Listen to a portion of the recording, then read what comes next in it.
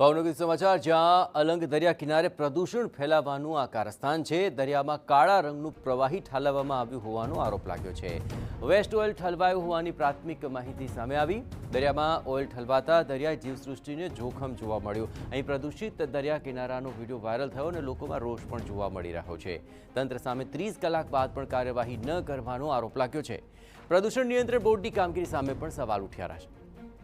વધુ વિગતે વાત કરવા જોડાઈ રહ્યા છે ટીવી9 સંવાદદાતા અજીત ગઢવી। અજીત, આખરે આ પ્રદૂષણને લઈને લોકોમાં જે રોષ જોવા મળે, પણ હવે કોઈ કાર્યવાહી શરૂ થઈ ખરી?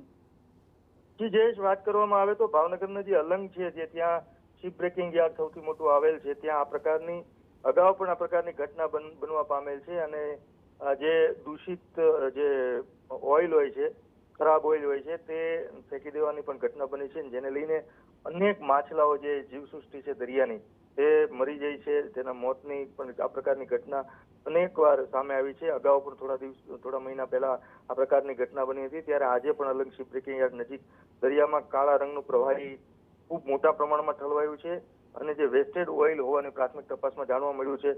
અવારનવાર આ પ્રકારની ઘટનાઓ સામે આવતી હોય છે, છતાં ગુજરાત પોલ્યુશન બોર્ડ છે તે જાણે કોઈ કામગીરી જ ન હોય, ત્યાં વિભાગ જ ન હોય, તેના અધિકારીઓ જાણે કાયમ માટે સૂતા જ હોય તે પ્રકારની ઘટના બનવા પામી છે અને આના લઈને આજુબાજુના ગામવાળાઓ ચિંતાનો વ્યક્ત કરી રહ્યા છે, કારણ કે આને લઈને દરિયાની જે જીવસૃષ્ટિ છે તે મોટા પ્રમાણમાં મરી જતી હોય છે, જેને લઈને ખૂબ મોટો ચિંતાનો વિષય છે। આજુબાજુ ગામના લોકોને પણ મુશ્કેલી ઊભી થવા પામેલી છે અને ખૂબ મોટા પ્રમાણમાં ઓઇલ ઠલવાનું હોય તેવી વાત સામે આવી છે। ત્યારે ગુજરાત જે જીપીસીબી છે તે તાત્કાલિક ધોરણે આ પ્રકારની જેમણે ભૂલ કરી છે અથવા ઇરાદાપૂર્વક કર્યું છે તેની તાત્કાલિક તપાસ થવી જોઈએ અને એને મોટામાં મોટો દંડ થવો જોઈએ, કારણ કે અલંગની અંદર આ પ્રકારનું જો સાખી લેવામાં આવશે તો અલંગની અંદર ખૂબ મોટી સંખ્યામાં આ પ્રકારના શિપો આવતા હોય છે। મોટા પ્રમાણમાં જે દૂષિત ઓઇલ હોય છે, ખરાબ ઓઇલ હોય છે, તેનું પ્રમાણ પણ હોય છે।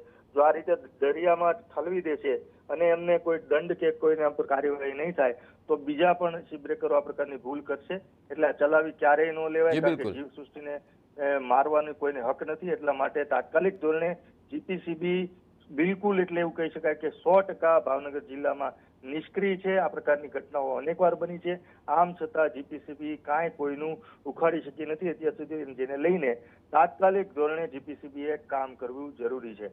ચલો, વધુ વિગતે વાત આપ જે કરી રહ્યા છો તેમાં સૌથી વધુ મહત્વપૂર્ણ બાબત આખરે લોકો એ જણાવી રહ્યા છે કે તંત્ર ત્યાં સુધી કોઈ કાર્યવાહી કરી કેમ નહીં? 30 કલાકનો સમય વીતી ગયો અને કાર્યવાહી ન થયા હોવાનો આક્ષેપ છે, પણ પ્રદૂષણ નિયંત્રણ બોર્ડની કામગીરી સામે લોકોમાં રોષ ચોક્કસ જોવા મળી રહ્યો છે।